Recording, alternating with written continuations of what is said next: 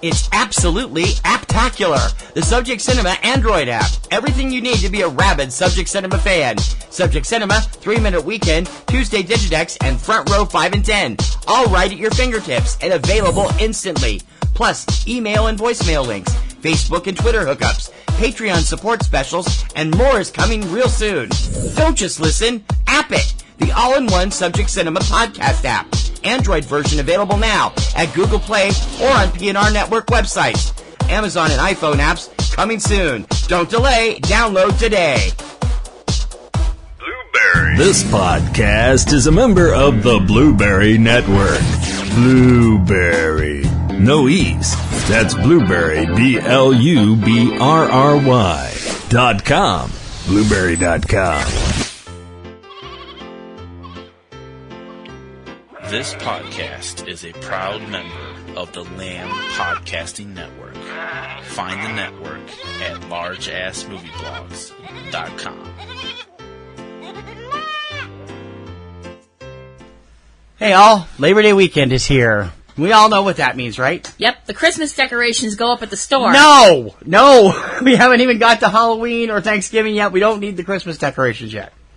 Sorry. We barely passed the summer. It's the end of the summer. Yes. And it's time to have a roundup of everything going on as people watch on TV, have their last picnics, have their last barbecues. Cookouts. And the kids head back to school if they haven't already. Some of them have already done that. Yes, they have. And it's also that time of year. It is. That we celebrate every year, starting last year when we moved it from July 4th. So exciting. To bring up 10 men and 10 women, all usually under the age of 25, who are looking at superstardom in their faces right now or in the near future. These are people that we think you should keep an eye on in the next few years because they are heading to the top of their profession. It's the 2018 eCinemaOne Rising Stars Honors. I'm T.C. Kirkham. I'm Kim Brown. Stick around. Subject Cinema is on the air.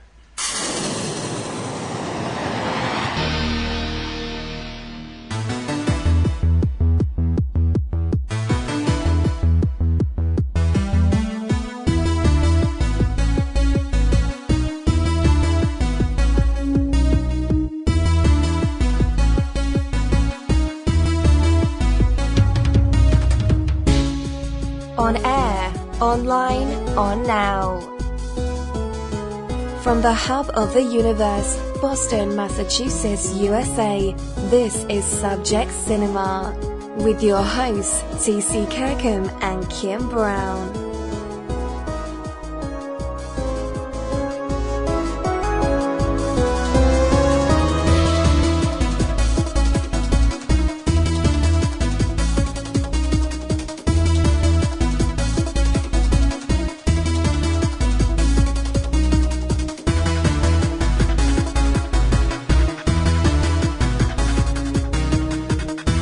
Ladies and gentlemen, please welcome TC and Kim.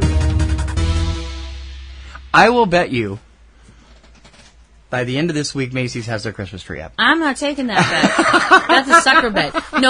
No, you know what? You know why they won't? Because they're probably going to be trying to flog Halloween trees. Halloween trees? Yeah, somebody will decide that, because now they have Easter trees too. Yeah, but this is Macy's. Halloween Macy's trees. doesn't, that's a Marshall's or a Target thing. Macy's is going to go for Christmas.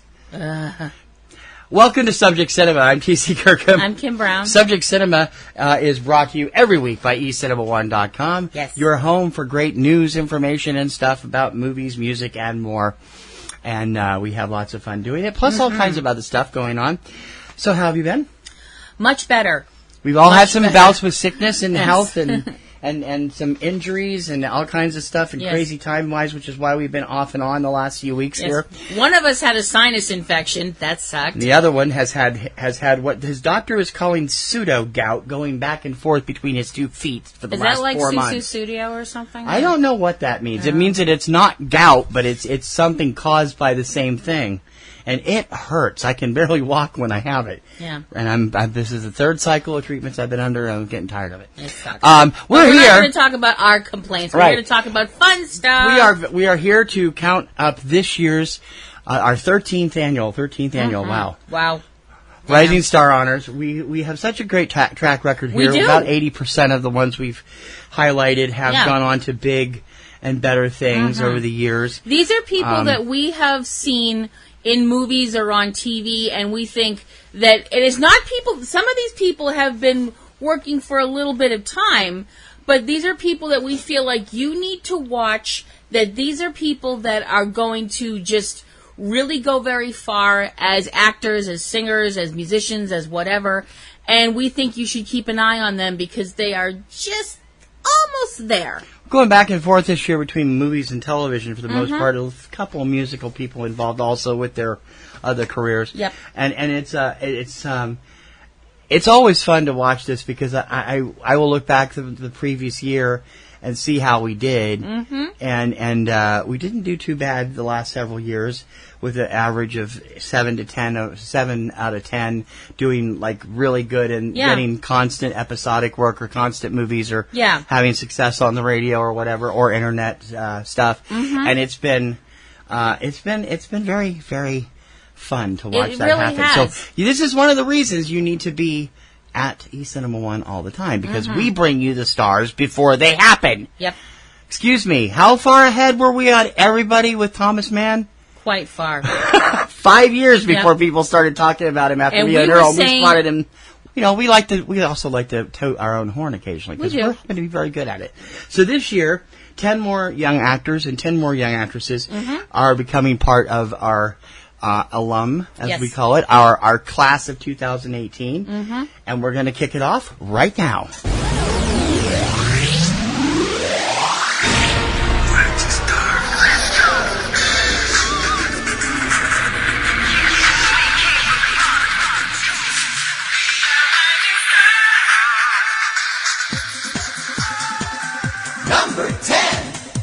Number 10 on our female list of rising stars is Odessa Young, who is a very, very well thought of young lady. She has been acting since she was 11 years old, so that's seriously impressive. She has appeared in TV shows like Wonderland and Tricky Business, and she has transferred over to working on the big screen. One of the films that she's known for right now is a film that just came out recently, Looking for Grace, which is a drama, I believe, from Australia. She's going to be she's got some other work that she's doing, including a web series called The High Life, and she's going to be seen in some upcoming movies, including Assassination Nation, which we've seen the trailer for. I gotta be honest, the trailer for this movie didn't do anything for me. It was a huge hit at South by Southwest this year. I'm like, okay. But she's good. Well, I mean, what I saw of her was great. At the risk of getting a pen winged at my head, we're not the target demographic. No, we're not the target demographic anymore. That's another way to say we're old. Also, she has... Speak for yourself. You're older than me. I'm not older than you in mind. Remember, I was actually younger than you when we took that. How old do you think? Fair enough. Yeah. She also has A Million Little Pieces and Richard Says Goodbye coming out in the near future. She was nominated for nominated and won, I should say, for a AACTA award for Best Actress in a Leading Role for her part in The Daughter. She also won an award for the International Academy of Web Television for High Life, and for the Vancouver Web Series Festival, she also won for The High Life. She's a really dynamic young actress. She's extremely beautiful. And now that her exposure is moving from the web and into TV into the movies, she's got a striking classic beauty look about her, too. She really does. And I mean, you wouldn't know it really in the trailer for Assassination Nation because she gets kind of grungy. I mean, that's an action. It's a zombie film, basically, or a witchcraft murder film, zombie film. It's basically looking at what happens. The fact that, as I've always said, real people are scarier than any monsters that Hollywood could dream up. I think we'll talk more about it next week on our preview. The picture of her on Wikipedia, I actually can see she has a resemblance on the picture on Wikipedia, I think, to a young Nicole Kidman. Yeah, she does. And she has she's a very striking very beautiful girl, and I think she does an American accent quite well too. So our number 10 person to look out for on the Rising Stars list, Odessa Young.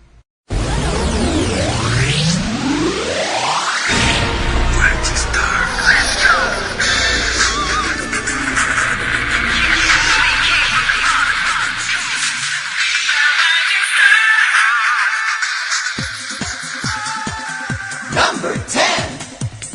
For the last several years, we've tried to do an international flair to the Rising Stars list, adding a male or a female that might not be that familiar with American audiences. Right. This year is no exception. Our number 10 male this year is Jonas Hoff-Oftbro, and God forbid if we screw up names, excuse us, please. Yeah, we're trying our best. We're sounding stuff out phonetically, so if we butcher your name up front, we're sorry. Jonas first gained fame as a child actor in his native Norway. In films back in the early part of this decade, films based on the Olsenbanden Jr. book series, which if you're over there, I'm sure you know what that is. It's a kids' adventure book series. But he first gained international fame in 2016, playing Sondre, the kind of conceited, self-absorbed oldest son of the geologist that is the head of the award-winning Norwegian disaster film The Wave in 2016. AKA a member of the most unlucky family in Europe. Yeah, because they're back in a brand new film called The Quake, which opened just this weekend in Norway, coming to America probably in January or February. Seriously, these people need to do some feng shui or align their chi or something, because they get followed around by natural disaster after disaster. Oftbrow said of his character in The Wave that it was basically his job to be useless, which he is. Sondre is kind of a self-absorbed teenager. He ends up being responsible for his mother and him getting caught in the giant tsunami that hits this Norwegian town after a landfall into a fjord. Now in The Quake, I'm not sure what he's doing, but the whole family is back in The Quake, which is set in Oslo. Maybe he's less useless this time. He's also the star of an upcoming film called The Birdcatcher, which he is actually speaking English in, from what I understand, and Los Bando, which is a road comedy about an older teenager who is talked into taking this really terrible young band to a talent show. I watched the trailer. It's freaking hilarious. I'm like, okay. He has that natural Norwegian, very good look. Nordic good look. Yeah.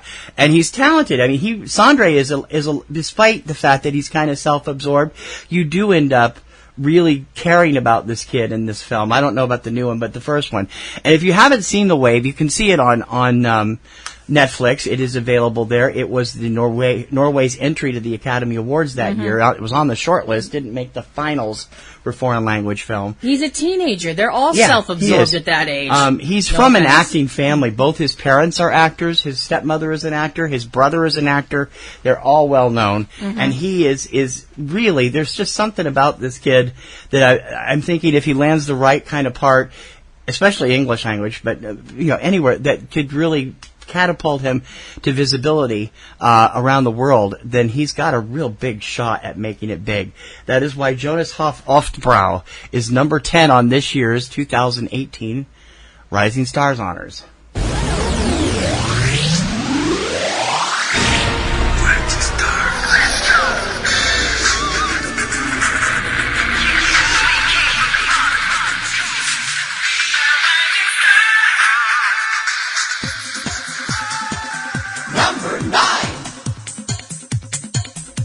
And at number 9 this year on the ladies' side on the Rising Stars Honors is lovely Lana Condor.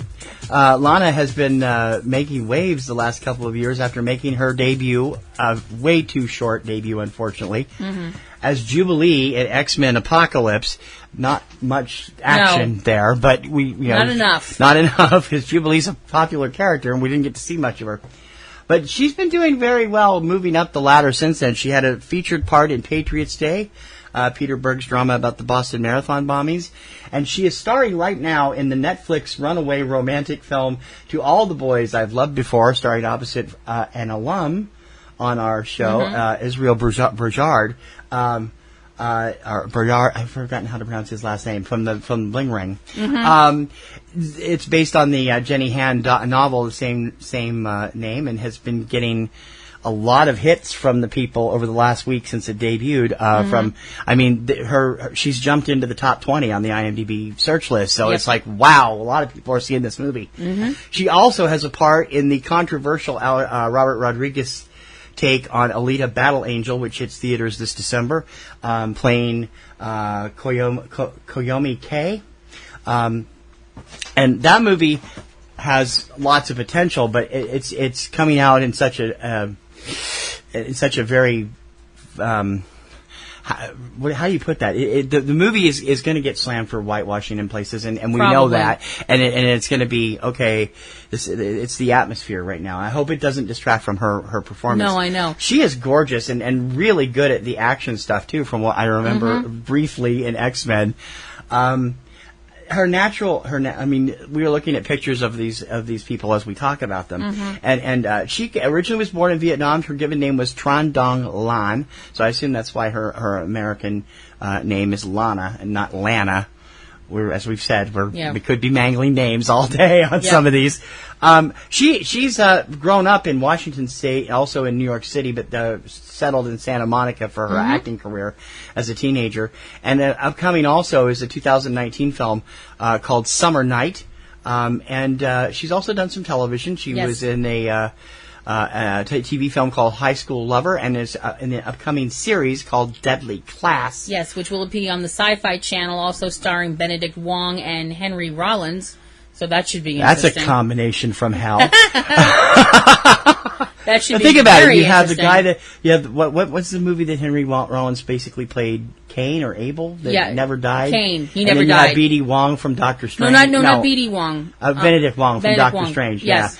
Yeah. Doing the whole arm movements and all the I know it's getting out there, and it has nothing to do. It with has nothing Lana. to do with Lana, who is an extremely.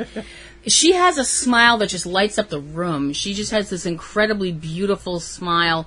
And like you said, we didn't see enough of her in X-Men Apocalypse. Jubilee is a very divisive character when it comes to the X-fans. She's popular with the fans, though. It depends. Most of it. Well, her fans, she's rapidly popular. Yes. Some fans love the character and some fans can't stand her. Yeah. I always liked Jubilee. I was always like, she's the kid I would hang out with because she's fun. And I think Lana captured that spirit of the character. I wish we'd seen more of her. It doesn't seem like she's going to be in the Dark Phoenix movie. There's no mention. Not that I know of, which no. sucks. But she, just for her training, she's actually had improvisational training with the Groundlings, which is always a good background. And will be doing parts between her college career. She's been accepted to Loyola Marymount University this fall. Yes. And hopefully it won't disrupt her too much from acting and get her up there. But we really like her and think she's going to be huge. But the movie's loss might be academia's gain. But either way, we hope she does well either in school or on the theater screen, or actually both if everything goes great for her. Lana Condor, number 9 on the 2018 eCinemaOne Rising Stars Honors.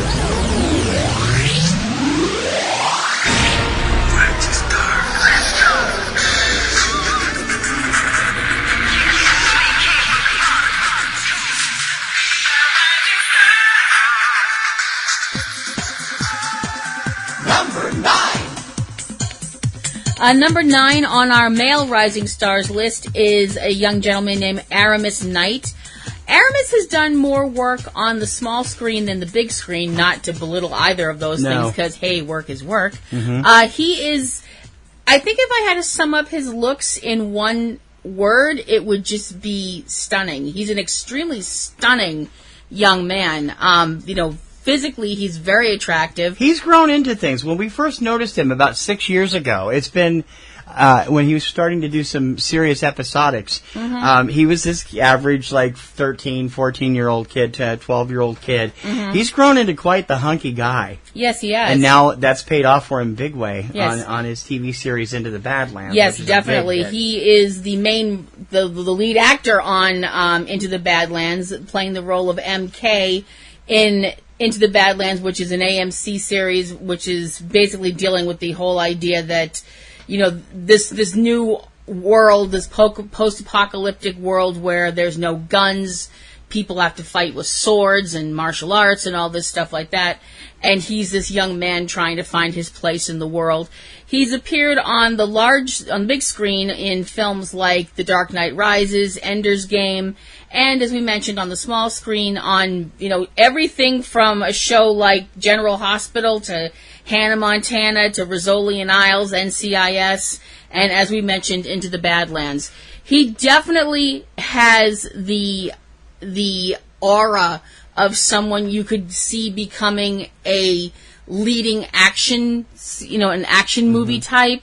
Because let's face it, as much as we all love them, people like Jean-Claude Van Damme and Jet Li and all those guys, which I love, mad respect to all of them, none of us are getting any younger, boys. And they're not especially tall either. And Aramis at 5'8" is one of the shorter actors that would get into that, and he would probably kick some butt. Kick some serious ass. ass. On the TV series, too. Yeah, so it's definitely. He was a winner of the Young Artist Award, nominee, 2012 for his role in General Hospital.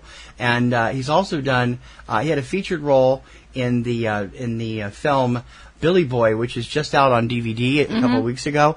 You'll next see him in the film Runt, which hits theaters in 2019.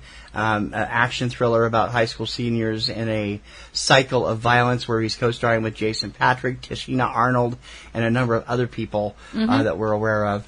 Brianna Hildebrand. He's surrounded by good people in almost every project he does. I think that's why he takes on a life of his own. And his hunky looks don't hurt either. No, they don't hurt at all. He has an ease about him. He has this very easy grace when he moves that I think really will, like I mentioned, help him a lot in action films and things like that later on. Not that I don't think he could do a romantic lead role, because I do. But I definitely he's done comedy here and there, so when he was a kid. I definitely think he's the type that could be the one that, gets in the big climactic fight at the end and then bends the girl over for a smooch, and it's all very believable. So the number 9 on our list of male rising stars for 2018, Aramis Knight.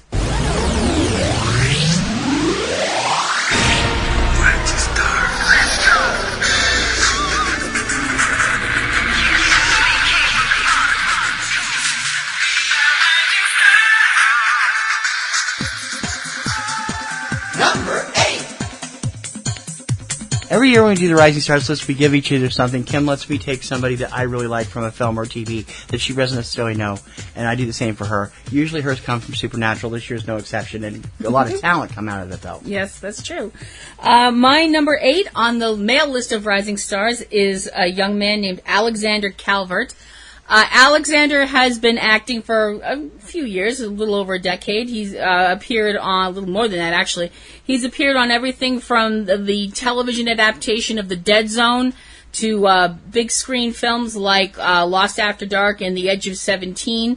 Most of his work has been on TV. He has appeared on the Bates Motel series, on The Returned, in a reoccurring role, also on the CW series Arrow as the character Lonnie Machin, a.k.a. Anarchy.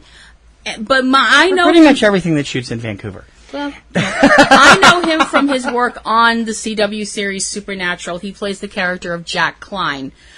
Jack appeared in the last episode of Season 12, All Along the Watchtower, and has been a main character throughout Season 13. Jack is a Nephilium. He is the product of the union of an archangel and a human being. He's the son of Lucifer. Just get it out of the way. Lucifer was an archangel. Yes, he was, but that means that name means more than just an archangel. Okay. But, however, and to, refute the fact that you're being all like, oh, he's the son of the devil, Damien, blah, blah, blah. I didn't say that. No, but you're always like, oh, he's the son of Satan and all this stuff like that. I have to say that Jack is one of my favorite characters on Supernatural, and that's because of Alex's work. He brings such a sense of vulnerability and sweetness and genuine goodness to this character. Jack is an amazing character, and in the hands of somebody else, I think the character would not have the same emotional resonance as it does in the hands of a talented young man like Alex. He's brought me to tears a few times because he's such a moving and beautiful actor and does such an amazing job. I want nothing but the best for him. I think he's adorable, and I want to give him a great big hug. And I realize that's completely, totally biased. I don't care. Sue me. The number 8 on our list of male rising stars, Alexander Calvert. How has the fandom reacted to him? They love him. That's good, because I know sometimes the fandom does have trouble with people Yes, that come in on a regular basis. Supernatural fans can be divided. We'll put it that way. And we'll just leave it over there. Kim's Supernatural show, Platinum Roses Garden, will be back in October. Don't Yes. forget to watch it.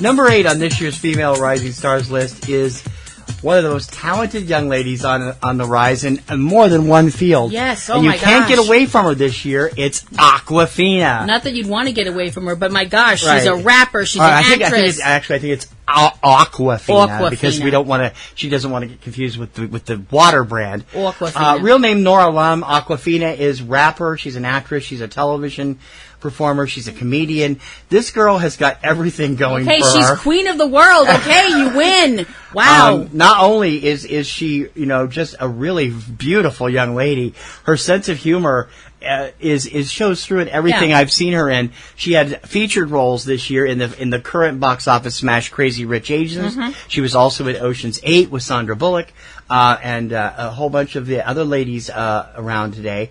She's done a number of music projects as a rapper. Most recently, she had a new EP come out this summer called Infina We Trust. Man, that's a tongue twister. I almost said Infina We Trust. It's like Elmer Fudd took me over. She has done comedic work on her own and with others, including collaborations with Margaret Cho from time to time. Was seen in is part of the cast, soon to be seen in Paradise Hills, a sci-fi thriller directed by Alice Waddington, which also features Emma Roberts, Eliza Gonzalez, and Danielle MacDonald. Mm-hmm. And she's part of the 3rd season of Girl Code on MTV, where she makes comments and does stuff like that. I don't know what it is about this girl that suddenly just took off, but she's really shooting into the stratosphere this year. Actually, I can tell you what took off about her and why she took off and stuff like that, because she worked really friggin' hard. That's why. That's too.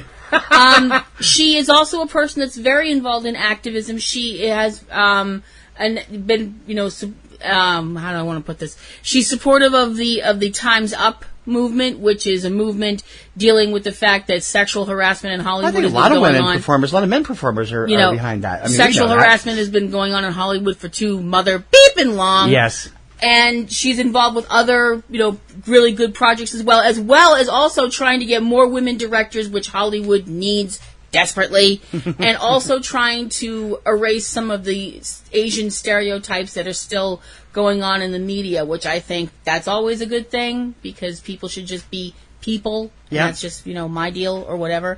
She's also very active on Twitter. You might want to keep an eye out over there for some of her comments about different things. She's one of these people that you're like, when do you sleep? Because she's just always... It does seem that way. She's been crazy this year. She's too busy being famous and being famous because she's awesome. Yeah. Not just famous because... awesome. She's awesome. Awkwafina is just awesome. Why are we talking like we're from Worcester? I know. And she's number 8 on this year's eCinemaOne 2018 Rising Stars Honors.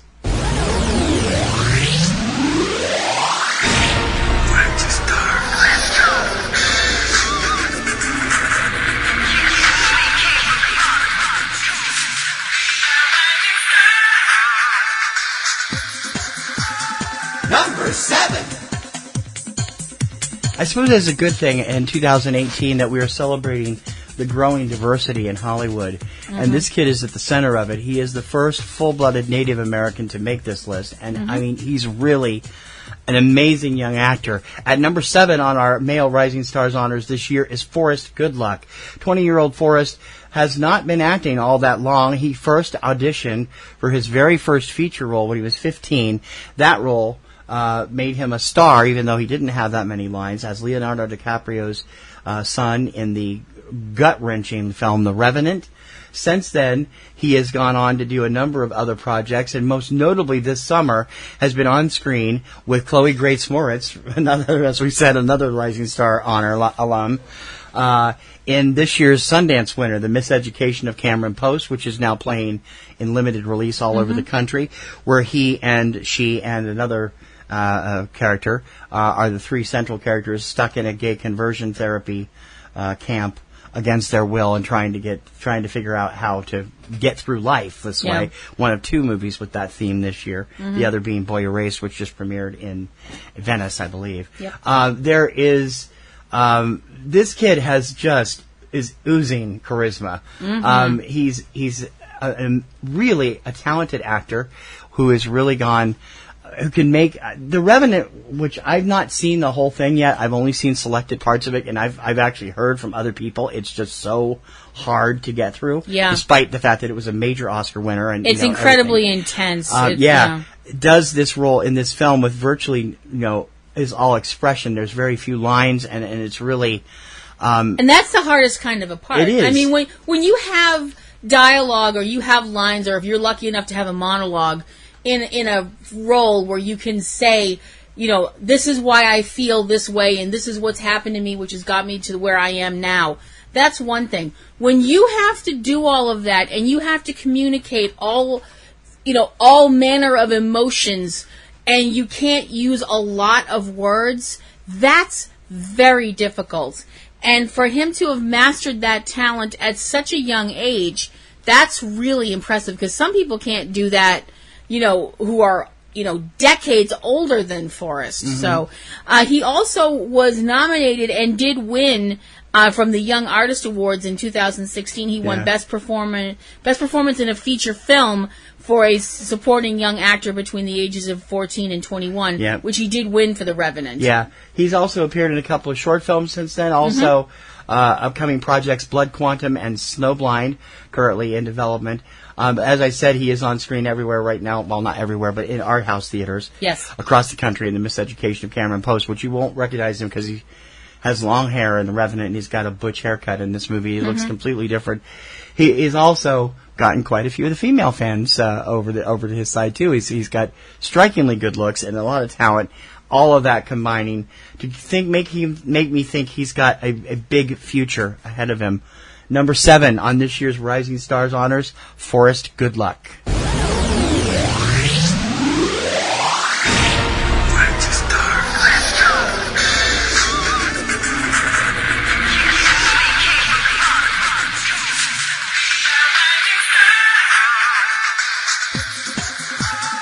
Number 7.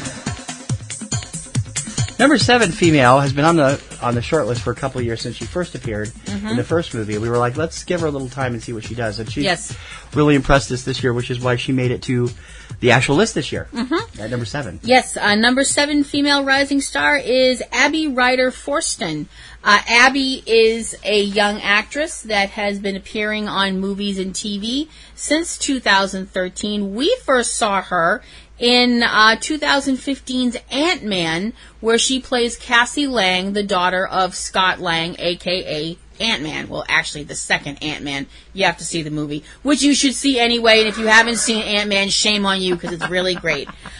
She has appeared in other things as well, including on TV. She was a member of the cast of The Whispers on ABC, and also has done a voice for Trolls, The Beat Goes On, and appeared earlier this year in the sequel to Ant-Man, Ant-Man and the Wasp, again playing Cassie.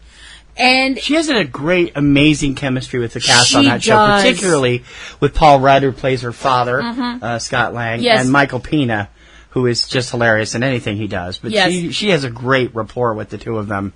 The thing is, you would almost believe that they really are father and daughter, because they do have this really beautiful chemistry, and it's just really, really amazing. She's just this adorable little girl, and the character of Cassie, in the hands of a lesser actress, would probably come off as very precocious and very cloying, extremely cloying, but not in the hands of Abby, who's already a very, very, very talented actress for someone who is, I believe, just 10 years old.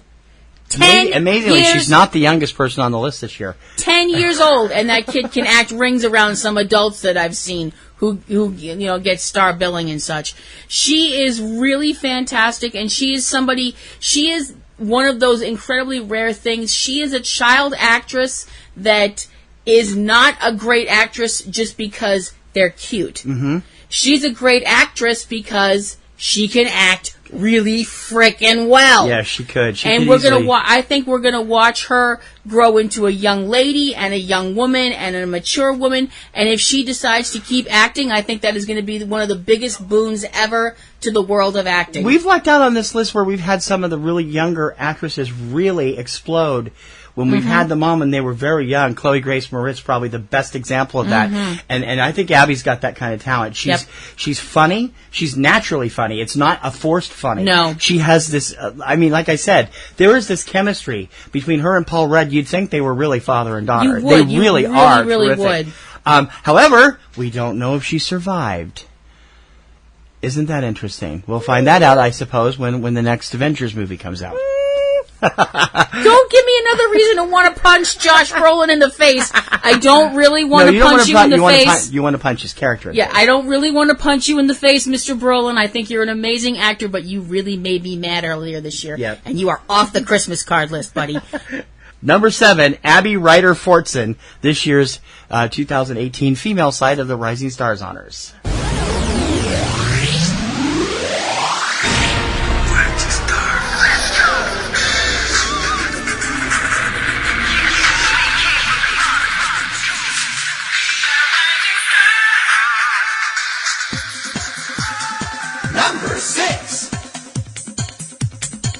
Number 6 on the 2018 eCinemaOne Rising Stars Honors is the youngest person, only by a month. She's a month younger than Abby Fortson. Yep. But she's been working since the age of 2. Yes, that's impressive. Yeah. Number 6 on our Rising Stars list is Shuya Sophia Kai.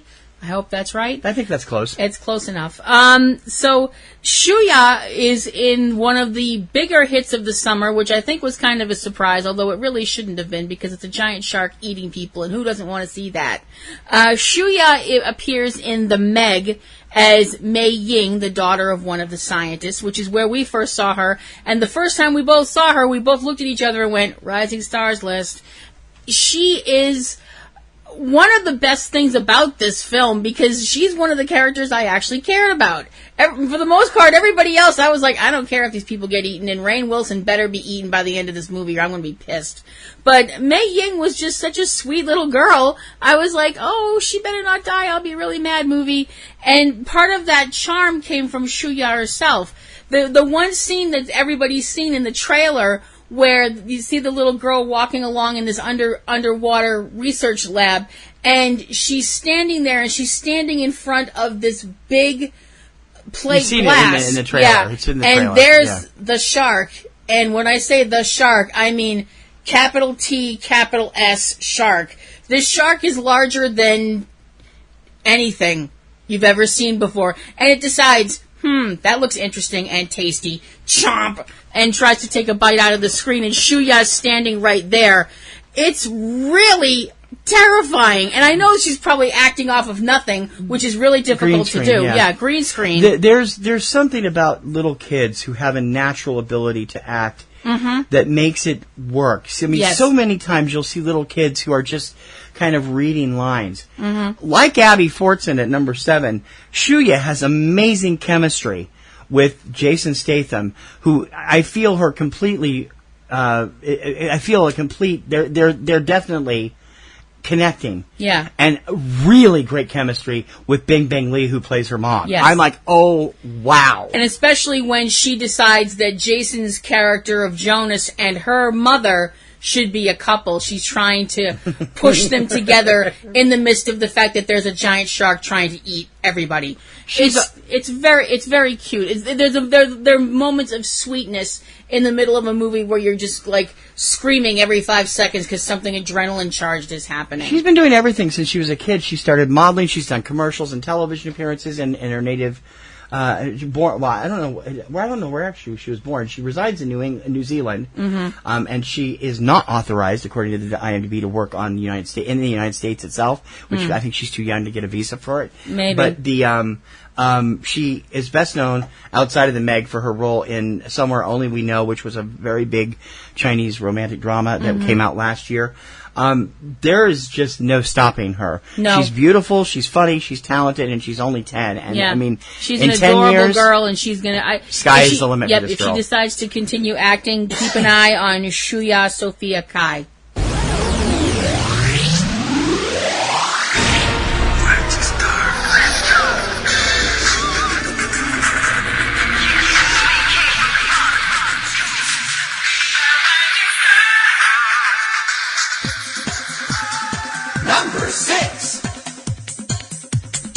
Number 6 on the Male Rising Stars list this year, someone that's kind of near and dear to my heart, although I've only seen bits and pieces of his work so far on the big screen. I have seen his work in the skate park. He's a part-time professional skateboarder, but he's also becoming a much in-demand young actor. His name is Sonny Suljic, and he is about to be all over the screen. This fall, he will be in. He got rave reviews for his part in the critically acclaimed but kind of squishy audiences out, The Killing of a Sacred Deer last year. Movie the critics loved and the audience went, we're going to be ill. Yeah. But he is in Jonah Hill's directorial debut, mid-90s, where he's getting rave reviews, not playing too far off from the character, since his character is a skateboarder. Yeah. And he's also a co-star in the upcoming film The House with a Clock at Its Walls, which hits later this month or early October, I forget when. Yeah. This kid is really I'm impressed with the resume he's already developing, and it's clear that he's interested in acting as a serious profession in addition to pursuing his skateboarding dreams, I suppose. His skateboarding skills are also up front in Don't Worry, He Won't Get Far on Foot, which I believe premiered at Sundance this year. Earlier this year. And I think it's on Netflix right now, I think. Yeah, it just premiered. It's not like he hasn't been acting for a while. No. He's done TV. He's done episodes of Criminal Minds and something called Level Up Norge, which I believe is a video game voiceover. Actually, he has appeared in video games, but not the one you're thinking of. He voiced and did the motion capture work for Atreus, who is the son of the main God of War. Yeah, for the son of Kratos, the main character of the God of War series. So, considering how beloved that series is by video game fans, that's pretty impressive. He made his debut as an actor in a short film called Ruined in 2013 and continues to get more and more attention from the audiences and critics. Mid-90s puts him square in the lead, and everyone is curious, because I'm not a big fan of Jonah Hill as an actor, but I have seen some of his stuff where he's been involved with writing it, like he was on Superbad and a few other things. And he's really transitioned into a filmmaker of extraordinary talent, and this guy has put the weight of his whole movie on this 13-year-old kid, and it looks like it's going to pay off in a big way. Yeah. Sonny has a lot of charisma, and I think we're going to be seeing a lot of him in the future. Sonny Suljic, number 6 on the 2018 eCinemaOne Rising Stars honors. All movies, all the time. Subject Cinema. PNR Network shows depend on our listeners. It's you that makes us who we are. Help us bring you all the best we can. Become a Patreon patron. Donations start at just $2 a month, and the more patrons we can get, the more we'll be able to offer. You can get great perks, plus exclusive blogs and podcasts available only for being a patron as well. It's absolutely fantastic. So please, become a Patreon patron today. We need you. Patreon.com/PNRNetworks. It's absolutely apptacular. The Subject Cinema Android app. Everything you need to be a rabid Subject Cinema fan. Subject Cinema, 3-Minute Weekend, Tuesday Digidex, and Front Row 5 and 10. All right at your fingertips and available instantly. Plus, email and voicemail links, Facebook and Twitter hookups, Patreon support specials, and more is coming real soon. Don't just listen, app it. The all-in-one Subject Cinema podcast app. Android version available now at Google Play or on PNR Network websites. Amazon and iPhone apps coming soon. Don't delay. Download today.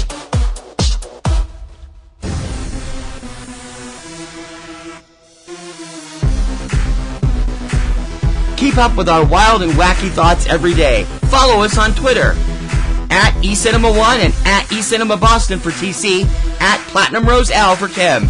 You won't believe the things we tweet about unless you check us out today. TC Kirkham and Kim Brown. Real movies for real people. Subject Cinema.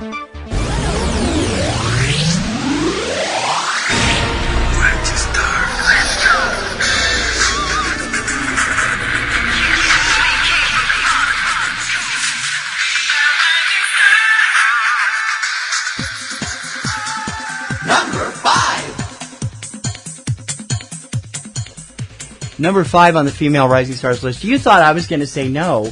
Yes, I did. And I already knew who she was also, but I didn't know it until we did some research. Yes. Another supernatural one. Yes, I get 2 this year because my show employs awesome people. Number 5 on the female rising stars list is a young lady named Catherine Newton.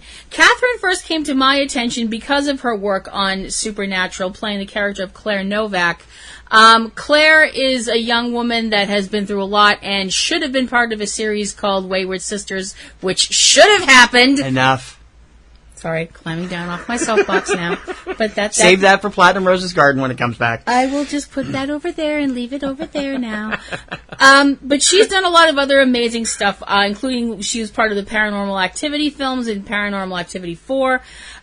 She was in Lady Bird, and she was also the pivotal point of the film 3 Billboards Outside Ebbing, Missouri. She's the MacGuffin. Yes, one of the most amazing films of 2017. My best picture of 2017, by the way. She plays Angela Hayes, the young girl who is raped and murdered, and sends her mother, played by Frances McDormand, on this quest to find her killers.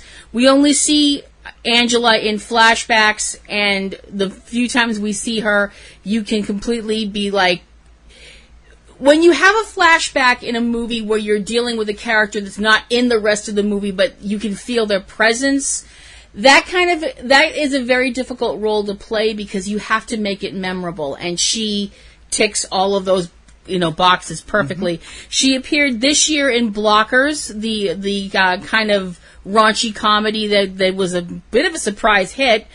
She's got some films coming out in the near future, including Ben is Back, and she is the female lead in Pokemon Detective Pikachu. And I am looking forward to that movie, and part of the reason I'm looking forward to it is Catherine, and also because I like Pokemon. Yes, I'm in my 40s. Shut up, don't judge me. I think only for a couple more months. She was also a regular on Halt and Catch Fire, the AMC series too. Mm-hmm. She is really a talented young actress. She is mind-blowing, fantastic. Good. She is such a fantastic young actress. My time of seeing her as Claire on Supernatural, she has been vulnerable, she has been badass, she has been a bit of both. She's sarcastic, she's funny, she's moving, she's charming, she's the total package. Yep. And she's just amazing, and she is our number 5 rising star for 2018, Miss Catherine Newton.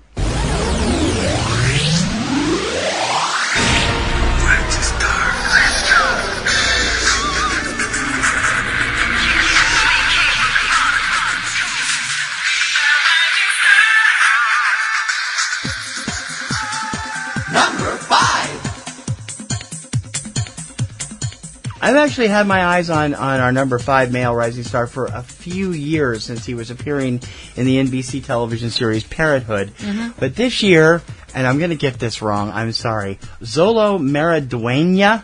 I think that's Is that how you pronounce it? Yeah.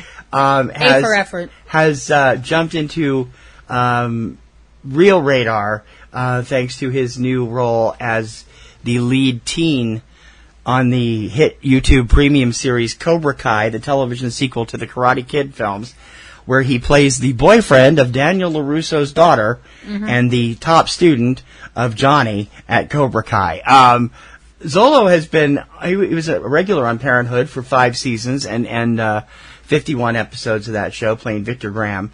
He's also done a lot of episodics here and there, getting a bit part in stuff like Twin Peaks, the revival, and also on Rush Hour, as long as it's lasted. Not very long. Episodes of Major Crimes and Mac and Moxie. He's been around on the online circuit, too. A lot of people have been fans of his since Parenthood. He has a large fandom following online. A lot of people talk to him. Talk about him out there. He's been doing stuff as an actor and in his profession pretty much since he was born. His parents have always had an idea. He was an instant like the kid gravitated toward dancing around, doing things that kids do, and they've actually helped him get there and started acting professionally when he was just I think 9 or 10 in 2011. He does have a huge following online, and he's been nominated for so many awards for Parenthood, this year for Cobra Kai, and has also like one of our other alum, Lana Connor, has gone through the Groundlings training group, a number of other things. He's active on Facebook and everywhere else where his fans talk to him all the time. And Cobra Kai is making him a household name. And I think that this is going to be his year. As I said, I've been watching him for about 5 years and seeing what he could do. He also, to me, looks considerably older than he actually is. You look at the pictures, especially of his headshots and stuff online, I would think he could pass for his early 20s at least, and he's only 17. He's got that nice exotic look about him that says leading man. Yeah, he does. On it. And I think he's going to be a big star. You need to keep an eye out for Zolo Maridueña in the next couple of years. I think he's really going to explode, and it's why he's number 5 on the 2018 Rising Stars honors.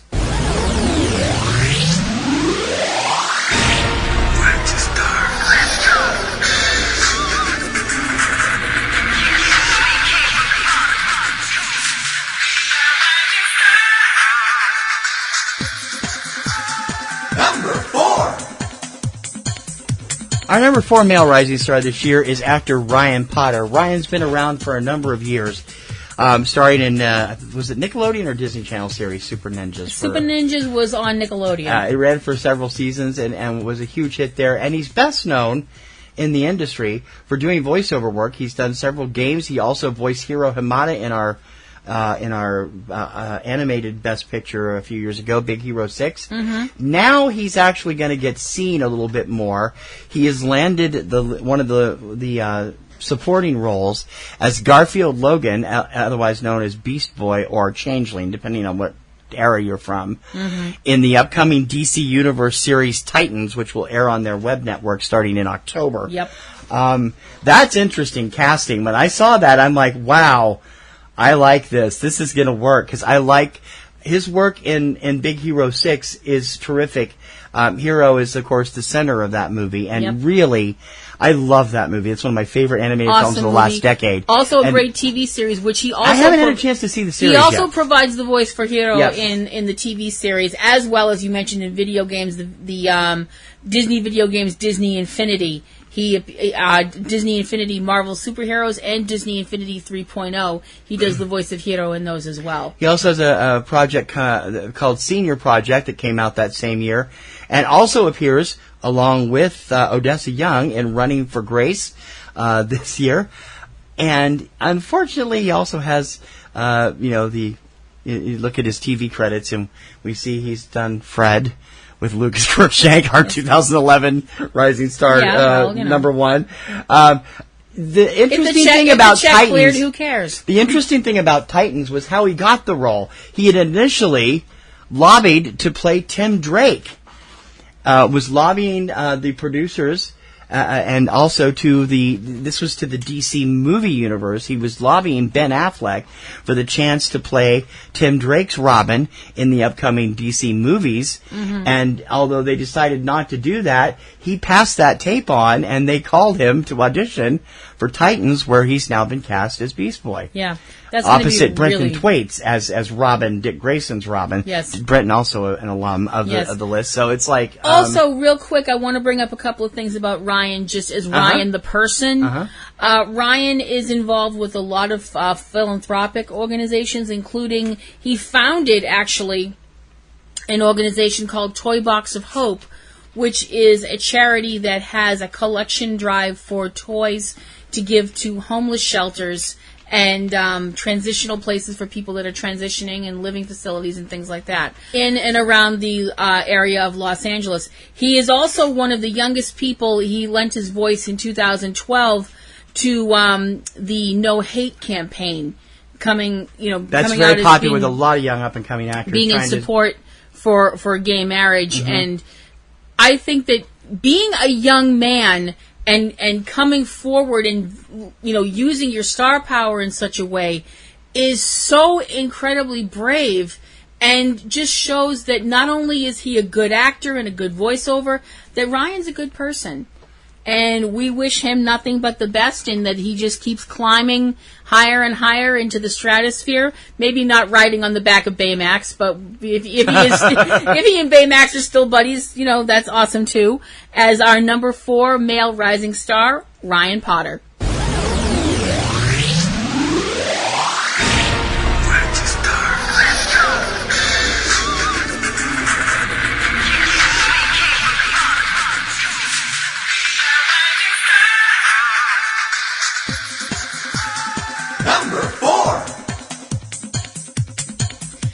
The ironic thing about the person at number 4 is the fact that she completely deserves to be on our list, because we think she's amazing. Yep. We think more people should see her work and know about her and think that she's awesome. The problem is a lot of people do know who she is, and a lot of people think she's awesome. The problem is some people don't, and they're loud and obnoxious and jerks. They're known as Star Wars sexists. Yeah, they're known as trolls, and they can suck my lightsaber.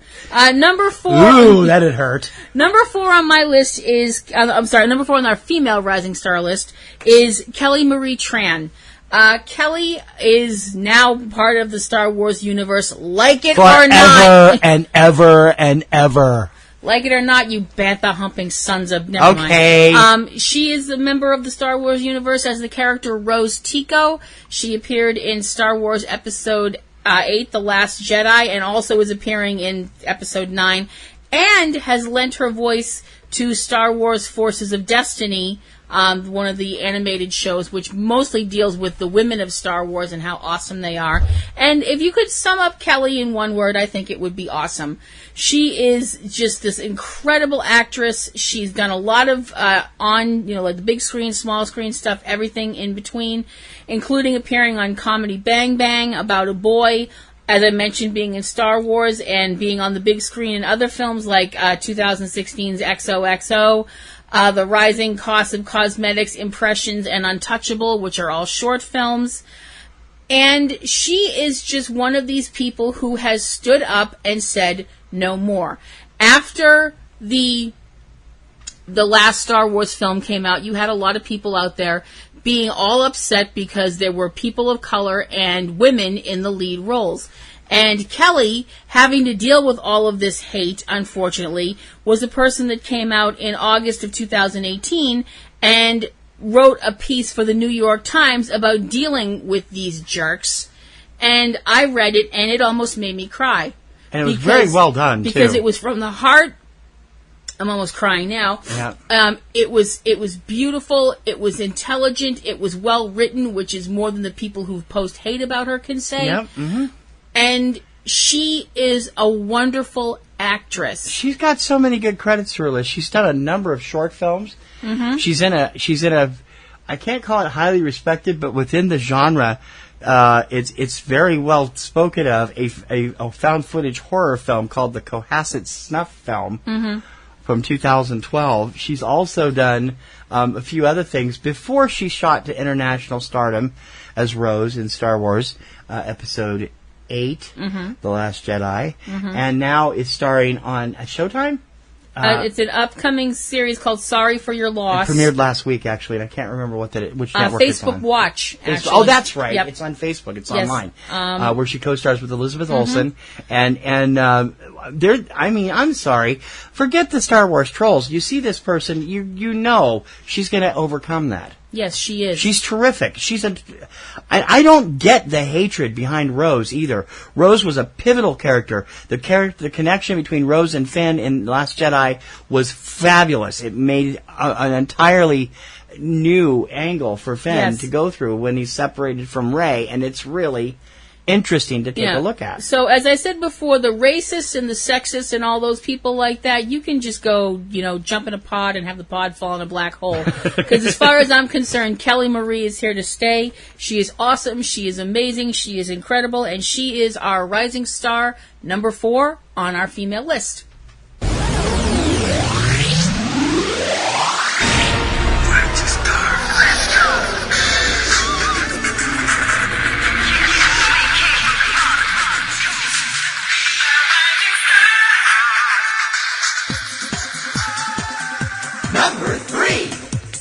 Number 3 on the lady side this year. She's been around for a while, but it's kind of the name because it's so unusual. But then you don't really think of her, and then suddenly, one freaking Deadpool movie, and she's everywhere. Yes, Zazie Beetz. Yes, Zazie Beetz, our number 3 female rising star, who is one of the most drop-dead, beautiful women I've ever seen, and can back it up with talent and attitude and grace and everything else that you can think of that's positive, because she is simply amazing. She's been in quite a few varied films, from action films like Deadpool 2, where she plays Domino, the mutant whose her mutant ability is the fact that she has good luck all the time. That's not a superpower. It is when people are shooting at you and they miss. It's a superpower you're really going to want. She's going to be back at X-Force, too, the next film in the series. Yes. And she's on Atlanta, the critically acclaimed Donald Glover series. Yes, she is. She also has a bit... That's TNT, right? I think. I'm not sure. I believe so. Yeah. She also has appeared on Easy, another TV show. She's done several short films. She's been in films as varied as Soldier's Point, Geostorm. She's got a number of films coming out in the near future. She's been busy the last year. She's got like 8 projects in the works here. Yes, including Slice, High Flying Bird, the Translation of Wounds, Joker, Against All Enemies, and Pale Blue Dot. I gotta wonder about Joker. I don't think Joker's actually going to get off the ground, because people keep coming and then dropping out and coming and dropping out. I don't know. But I will be honest, if she's in it, I'm going to go see it. I thought you said you didn't want to because you couldn't stand the idea of Joaquin Phoenix playing Joker. I won't look at him. I'll look at her. Well, at least we want to watch Alec Baldwin play a Donald Trumpian version of Batman's father, which is what they had planned. Yeah, anyway. People read the frickin' comic book. Anyway, Zazie is just... She's amazing. When she is on screen, you cannot stop looking at her because she's so talented. It's incredible. I gotta say this. It's impossible, almost, to upstage Ryan Reynolds when he's in the Deadpool costume. Yep. She does it beautifully. Flawlessly. Every scene she's in, she takes it right away from him. It's hilarious. Picks it up and walks off with it every single time. And Ryan better get used to that if she's back in the next Deadpool or X-Force or whatever they're calling it. Yeah. Because she's going to do it again. And you know what? We're going to love when she does it again because she's awesome. And she'll be back in more episodes of Atlanta. I think it's come back for a 3rd season or 4th season. Our number 3 rising star for 2018, Zazie Beetz. You can't beat her because she's awesome.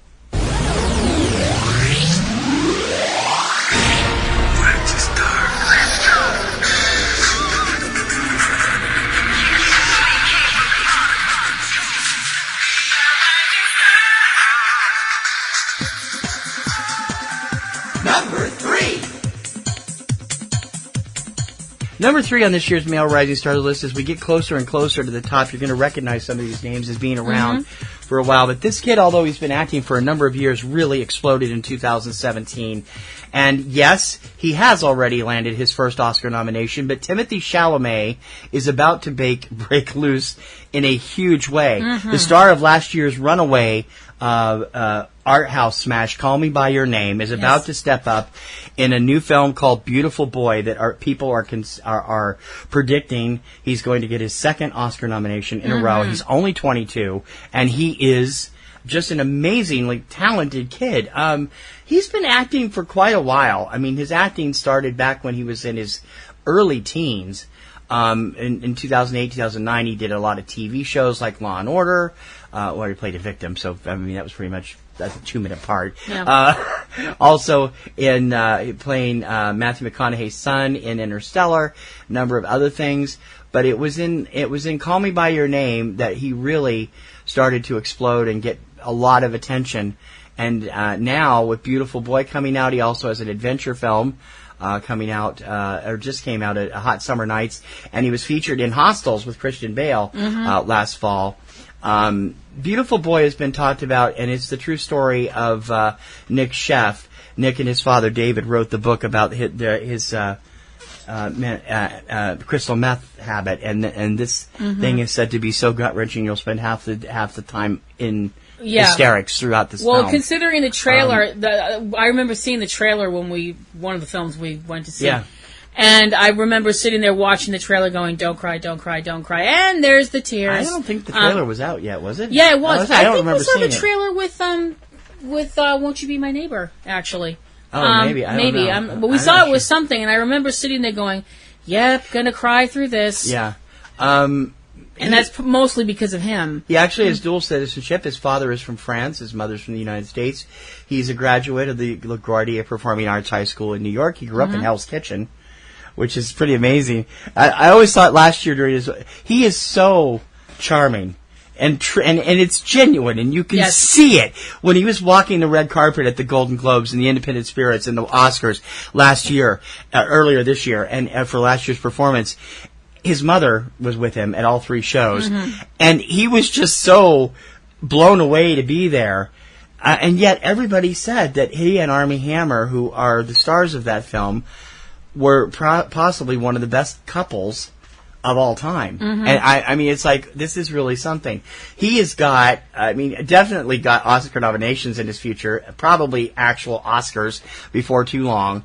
And he's just genuinely, somebody I think that's so full of raw talent, it's going to be hard to keep him down. Definitely. At 22, he's really shooting early for that stardom and finding it. Number 3 on the Male Rising Stars list this year, Timothée Chalamet.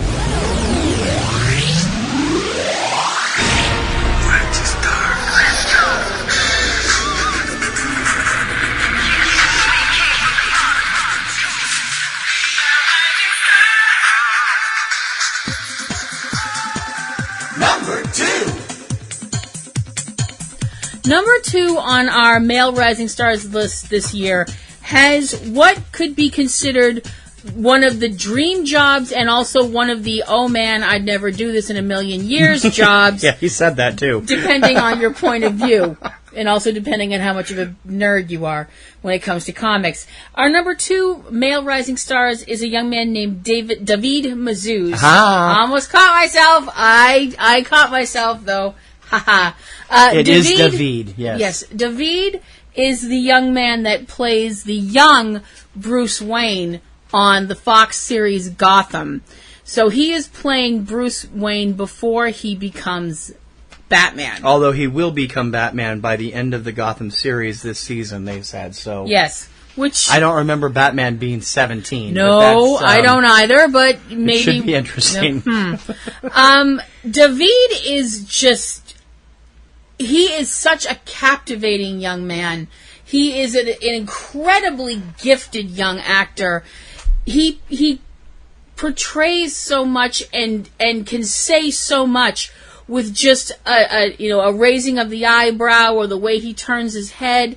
He's appeared in quite a few films, including a few pretty scary stuff. If I was a kid, I'd be terrified to be in a movie like The Darkness or Incarnate. He's also appeared on television shows like The Office, Drop Dead Diva. He did a voice on Family Guy. Which he did, I guess, because he was a fan and they found out and asked him to do it, which I think is funny. Yeah, that's neat. And they're also on Fox as well, so, Yeah. David is just so ridiculously talented. He's been playing Bruce since he was 13, Yeah. and it's really, you saw it then. I mean, he had that whole, as you put, damaged quality about that character, which is standard for that character, but he's taken it to an all-new level. I mean, he really has. When you're playing somebody like Bruce Wayne, a character that, yes, when I talk about Bruce Wayne, the character, I do tend to use the word damaged, which tends to piss TC off to no end. It doesn't piss me off, I just think it's odd. What else would you call somebody who saw their parents get gunned down right in front of them? Right, but you're recovering eventually, slowly. You'll always have it, but there's a recovery there. You're not always going to be damaged. Some people might argue dressing up as a flying mammal and beating the crap out of people I'm every not night's the one not who really... sits there and does nasty things when Christian Bale's on the screen in the bat suit. Okay, anyway, moving forward, talking about David now. I love his Bruce Wayne. He's terrific. He has the best Bruce Wayne since Michael Keaton. I really believe that. I really do. I think that his take on Bruce, on the fact that this is a young man who should be, at this point in his life, being a teenager and having a good time, or at least trying to cope with the loss of his parents in a way other than putting his life in danger, you don't think to yourself, this kid needs therapy. You think this is a person that's dealing with this as best as they can. And Gotham is ending. We all know Gotham is ending. That sucks out the wazoo. But in my opinion, that just opens the door wider for David to do other stuff. He has stayed busy throughout the entire run. He's done at least one and sometimes two features during his hiatuses. And they're smaller films that don't get immediate play, but they have been the fans, his fans, who are legions of females, are in his fandom. Yes, have been making them some of the estimated, because they don't ever release numbers, but the numbers that have been sneaking out from Netflix on his films have been huge. So it's interesting, and again, his Bruce Wayne, I like the way, as you said, it's his best Bruce Wayne. This is the Bruce Wayne that's going to grow up to be the Michael Keaton Batman, not the Ben Affleck, not Christian Bale. There's not the same. They're not played the same way. Right. It is directly connected to the way Keaton played it, and I think that has a lot to do with it. And I will be perfectly honest, and this is from my heart. This is completely from my heart. If the DC movie universe ever decides to get stuff right, and well, they get little elements here and there right. They got Wonder Woman right. Aquaman is rumored to be pretty right. Right. We'll see. Give him maybe 2 more years, maybe even a year. If they said David Mazouz will be playing Batman on the big screen, I would be like, hell's yeah. No, that won't work right now. I don't think he's too young. But yeah. If you were going back, maybe revisiting the character. If you were going to do a live action version of Batman Year One in like maybe 2 more years, yeah, you could do and that. they were going to cast David, I'd be like, hell's yeah. Yeah, that's fine. Yeah. He's just really electric, and I can't wait to see what he does besides this, and it's really something. That's why David Mazouz is number 2 on this year's Male Rising Stars honors.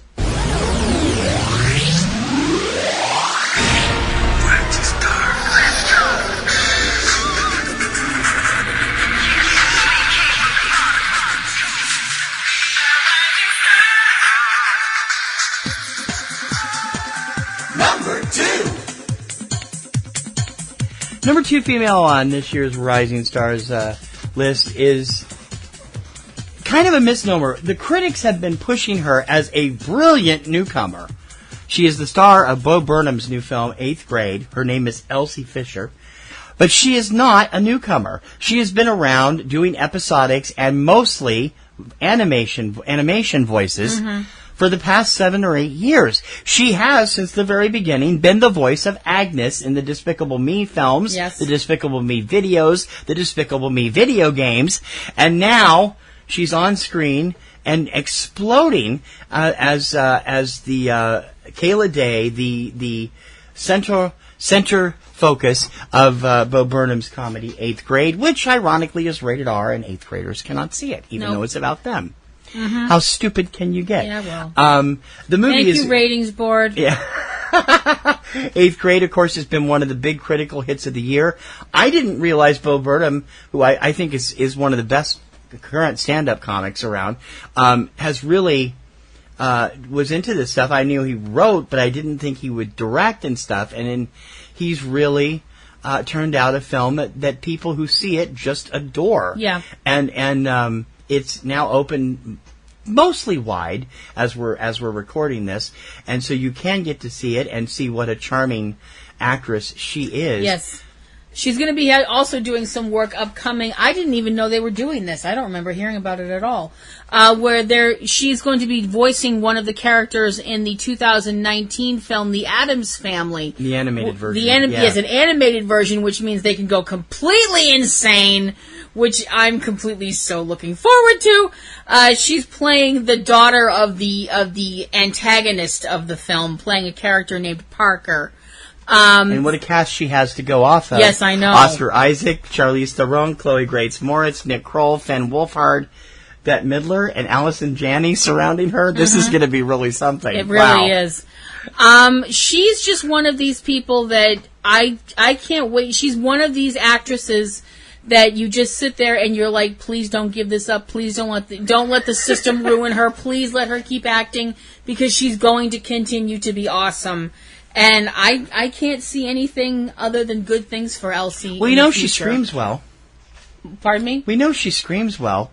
I mean, she's done quite a bit of screeching as Agnes in the Despicable Me movies. Well, yeah. And she's quite funny when she does it. I love those movies. I love that character. Yes. Agnes, as the youngest daughter of Gru, is adopted daughter of Gru, is so funny. Yeah. And she is the catalyst for most of the stuff the girls get involved with. So it's like, okay, yeah, definitely. Elsie's got a long future ahead of her, and we really think she's going to explode now that people are actually decided that she's a newcomer, when she's really not, but she's deserving of everything she gets. Elsie Fisher, number 2 on this year's Female Rising Stars honors. Good times and great movies. Subject Cinema.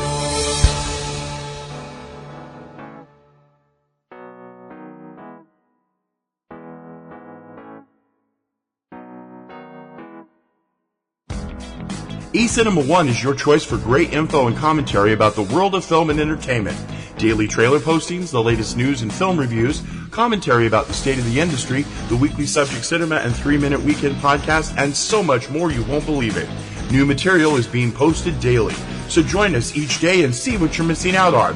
Once you visit, you will always be back for more. eCinemaOne from PNRNetworks, eCinemaOne.com. Keep connected to Subject Cinema and all the great PNR Network shows and sites. Hook up with us on Facebook. Facebook.com/Popcorn and Roses. That's popcorn, the letter N, roses. Subscribe to Subject Cinema and all the PNR Network shows on YouTube. All our fantastic audio podcasts, as well as fun exclusive video projects, all in one convenient place. Come on over and join in the fun, and don't forget to click the bell for notifications when new stuff is added. YouTube.com/Popcorn, the letter N, roses.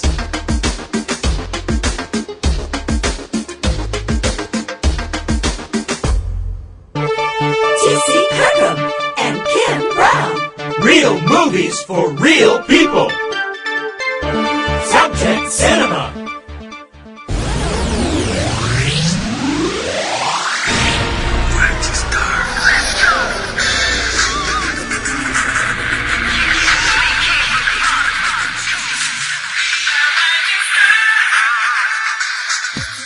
Number 1.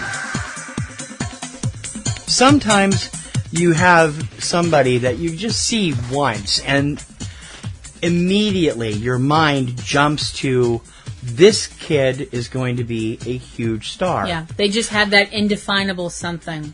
Years ago, before he became a major figure on television, I saw a clip of him when they were talking about casting in the Broadway show Les Mis, where he had done some singing and acting and stuff, but he was not yet full-time acting. And then he landed a part on a little television show that was about to become one of the biggest phenomenons of all time, a series called Stranger Things, and Gaten Matarazzo exploded. Gaten is 15.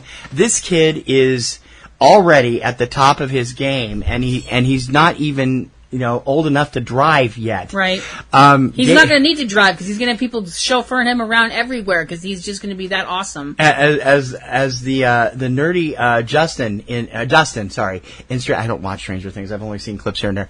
As the nerdy Dustin in Stranger Things, he's a big chicken. I don't do horror stuff. What I've seen of him is really fun, and he has great chemistry with his co-stars, no matter who he's with, particularly with Joe Keery, but other people too. But it was his series of Verizon Fios commercials, which has shot him to national recognition, basically playing this smart aleck teenager who keeps pressing the adults around him to pick up Verizon Fios instead of broadband from, assumably, Comcast or Century or one of them. The ads are hysterically funny. He oozes teenage smarm charm and charisma, real charisma. That's what I mean. Yeah. And he, when I've seen him in interviews, I watched an interview with him on Kelly and Ryan a few months ago when Stranger Things came back for its second season, where he talks extensively about his dental condition, which is cleidocranial dysplasia. Yes, it's a jaw and dental condition that kind of gives him that kind of off lisp. But it doesn't affect his acting or his singing, I'll tell you that. Nope. And it gives him this unique look as well.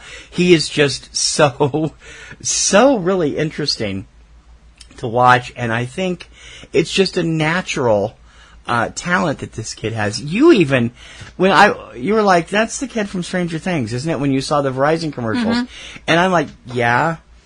And you were sitting there laughing, even though you found the character kind of obnoxious, which is he's supposed to be. Well, he's obnoxious, but not in a terrible, get this kid off my screen way. He's just, he's your typical... I don't know, the thing with the cereal was pretty obnoxious. Well, that one was funny. I like that. Well, he's playing your typical teenager who knows more than all the adults in the room. Because let's face it, adults in commercials are usually pretty dense. And when it comes to computer stuff, he's probably right. Yeah. Well, I would admit that I don't know the first thing about computers. I know how to turn. If I can turn the computer on and not have like an explosion of smoke or something, I'm like, yay. Gaten is he's so charming. And he's one of these people that definitely feels like he has a platform, so he's going to use it. He's used his celebrity from Stranger Things to, raise awareness for CCD Smiles, which is an organization that he's involved with that helps, people that have to have oral surgeries and things like that, for people who have to deal with this I don't want to call it a disease. That doesn't sound. No, it's not a disease. Condition. It's a hereditary condition. A hereditary condition. And it's let's go there. And he deals with it and speaks with it matter of factly. He doesn't even consider it anything other than an inconvenience. No, it's part of him. It isn't because it doesn't affect the way he thinks or anything. No. And it's it part makes of him. It's part of his charm. Yeah, it's part of who he is. Yeah. And he's just one of these people that you definitely feel like is a kid. He's not just some precocious actor that's playing somebody younger. He is this kid. And he strikes you as the type of person that doesn't go out to clubs and all that, crap to be seen. He's the type that would be home playing video games with his buddies and hanging out. And the crazy thing is, he really hasn't done that much. He did an episode of The Blacklist before he landed Stranger Things, and since then... And has also appeared on Ridiculousness. Yeah, well, everybody's done Ridiculousness, because no matter how many times they keep saying it's the final season, that was back in season 4, now they're in season 12. It's like, okay, everybody's done that show. Well, that's because people keep uploading videos of getting hit in the junk. And then because people continue to think that Rob and Chanel and Sterling are hilarious, and they are. Because Schadenfreude will he also never stop appears in the being Katy funny. Perry music video for Swish Swish with Nicki Minaj, and I really think that just because of him, not just because of his talent, his acting talent, but because I've seen him in interviews, and he is a real 15-year-old kid, and he makes it known that he loves being a 15-year-old kid, absolutely, and happens to be lucky enough to be an actor and successful at it. I love his entire drive, and I think that drive is going to serve to make him a star for the rest of his life. His enthusiasm is infectious, and you hope it never gets dimmed by a business that we do know can squish people. Oh, way too much. But we definitely want to give big shout-outs and congratulations and buckets of yays and sunshine and rainbows and everything else to our number 1 male rising star for 2018, because he has earned it, Gaten Matarazzo.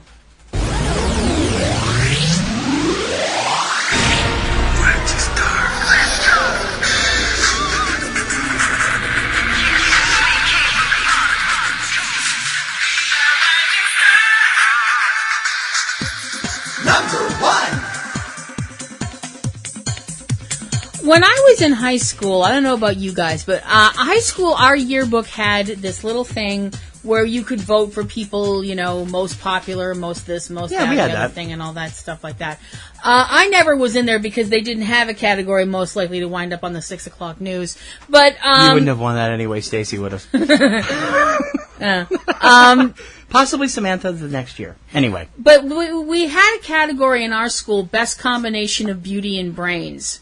And if they had that in for this person, it would have been, they would have had to change this person's character. Yeah.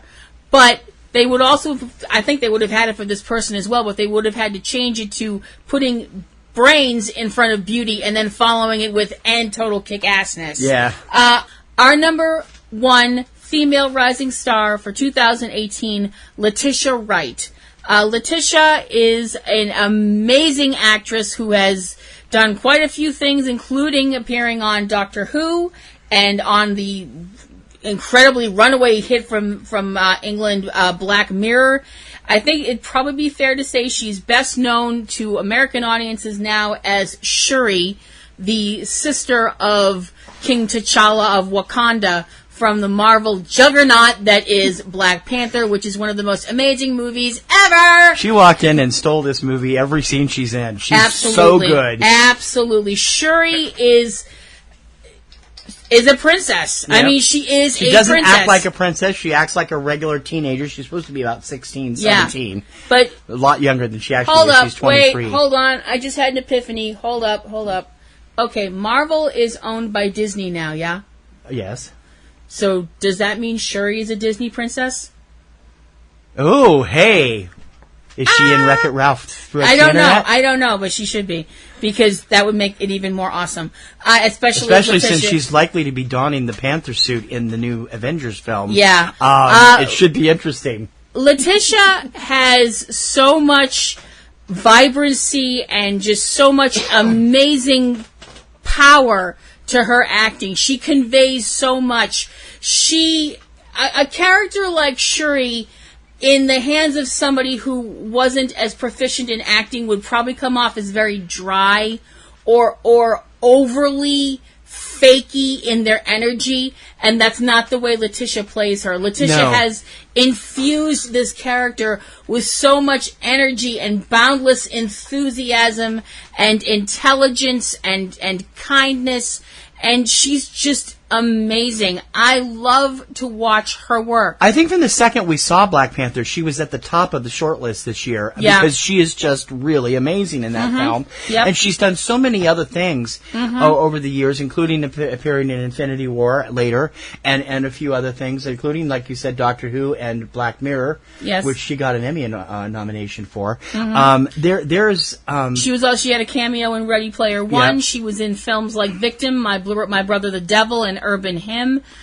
She is just one of these people, like you mentioned. I mean, spoiler alert for anybody who hasn't seen Avengers Infinity War, Wakanda now needs another Black Panther. Yeah. And it needs to be Shuri. Yeah, well, I think that one thing I think that we need to say about that, in addition to jumping into the costume from the original, is where will they go if it's no secret that she is going to be in the Panther costume in the next Avengers, but they're going to resolve everything. They're not going to get rid of their cash cow after what happened this year with that movie. So can she take it back? I didn't think they could do that. We're going to have to see how that works. Well, I don't know. I mean, they did with T'Challa's character sort of in the movie, but I mean, it'll be interesting. Yeah. Also, another thing that we have to, and we'll talk about this on next week's show, is that Black Panther is scaring people so bad in Hollywood. The Oscars actually came up with most popular film, so they don't have to put it in the regular category. Right. That's what people are saying, because it was such a humongous blockbuster and critical acclaim and everything. But it's a comic book movie, and they can't handle. And that's not really fair, because I still think she's got a shot at supporting actress, and we'll see what happens, because she's just dynamite. She is. She's absolutely amazing. She is, this incredibly, unbelievably talented actress, and she's a genuinely good human being. And I gotta say just real quick, it isn't, I don't want to get into it this week. We're going to talk about all the crazy stuff that's been going on lately next week, but it's like, I think Hollywood is just scared of that entire film. When you have a cast this stellar, you have Chadwick Boseman, you have Letitia Wright, you have Lupita Nyong'o, Danae Gurain, I can't remember how to pronounce her name. Michael B. Jordan, and all these other people. Angela Bassett. Yeah, Angela Bassett and Forrest Whitaker in smaller roles. Yeah. Hollywood is scared to death of this film. Oh, and it's like, oh my Lord. And you know what? They damn well ought to be. Because it's one of the best films of the year. And she's part of the reason, and she's awesome, and I can't wait to see her in other movies, and I want her in everything, because she's amazing and incredible. Well, not everything, because then that would kind of tick, I think that tick Zazie Beetz off. She's already in everything. I want everybody in everything, because it would just be awesome, and because I'm grabby like that. Number 1 female rising star 2018. Congratulations to Letitia Wright. Woohoo!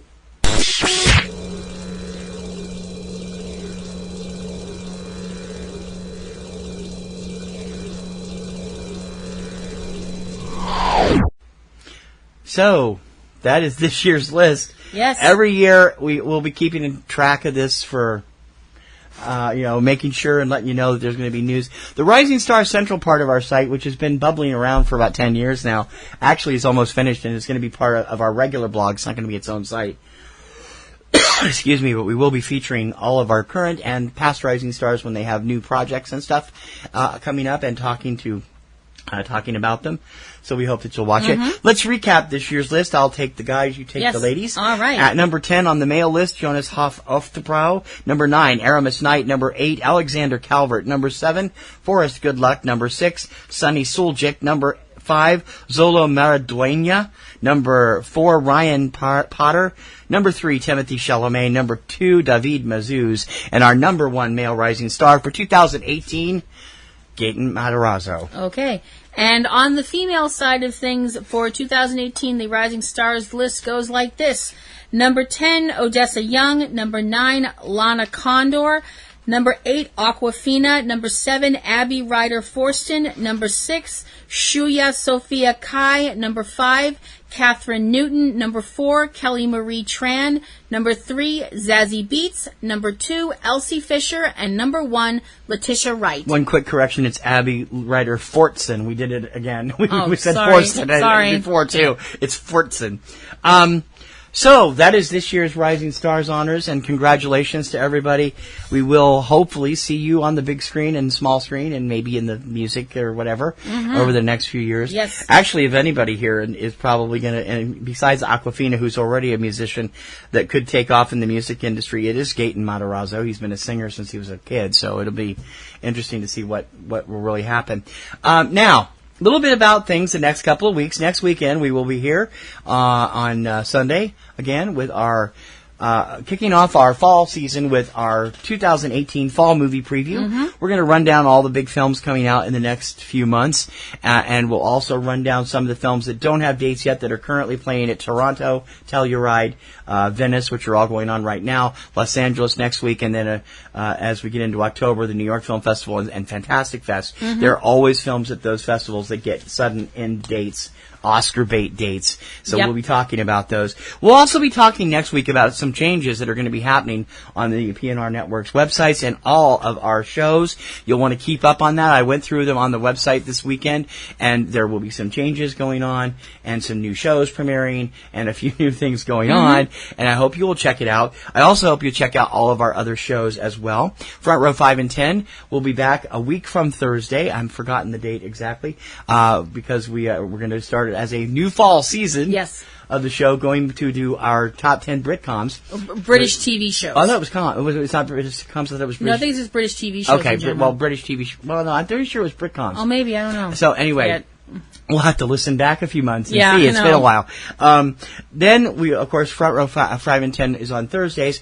On Tuesdays, Tuesday Digidex, and Fridays, the 3-minute weekend, are mini pods with the releases of the films in the theaters and on DVD, depending on the date.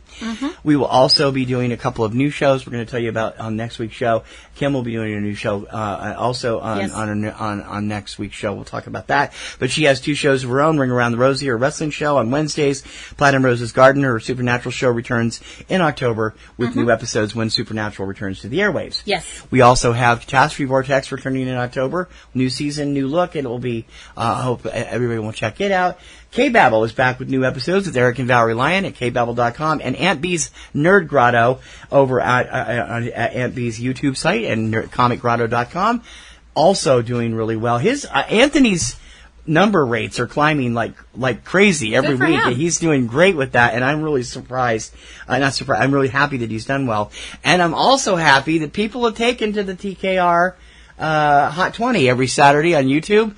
The Kirkham Report on my music site has a new show called the Hot 20. It's just a quick, usually less than 10 minutes, top 20 of the week plus 5 up-and-coming hits. And we will be doing new stuff with that. Also, I've got 40 Best premiering soon and a few other things all connected to the Kirkham Report at thekirkhamreport.com. Yep. I think I hit everything, did I not? The one thing you missed was if you'd like to follow us on Twitter, you can do that. I am Platinum Rose Lady at twitter.com. And you can follow me at eCinemaOne, eCinemaBoston TC, or TKR Online if you're on the music side. That's all music devoted. Yep.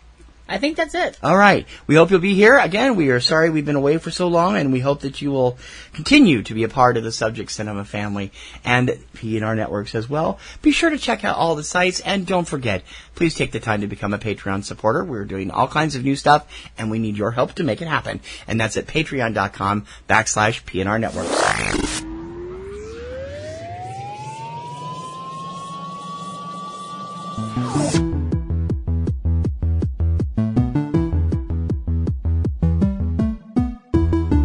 For Subject Cinema's 2018 Rising Stars Honors, I'm T.C. Kirkham. I'm Kim Brown. May your popcorn always be buttered. And may your roses always be in bloom. TTFN. Bye now. You have been listening to Subject Cinema with hosts T.C. Kirkham and Kim Brown. Subject Cinema is produced by PNR Networks, Boston, Massachusetts, which is solely responsible for its content. Subject Cinema theme performed by Eric Lyon. Subject Cinema is recorded and produced using Sony Vegas products. Subject Cinema is copyright 2018 by PNR Networks under a Creative Commons license. Check out a new episode of Subject Cinema every weekend. Until next time, this is Bob Taylor for Subject Cinema, and we'll see you at the movies. That's all.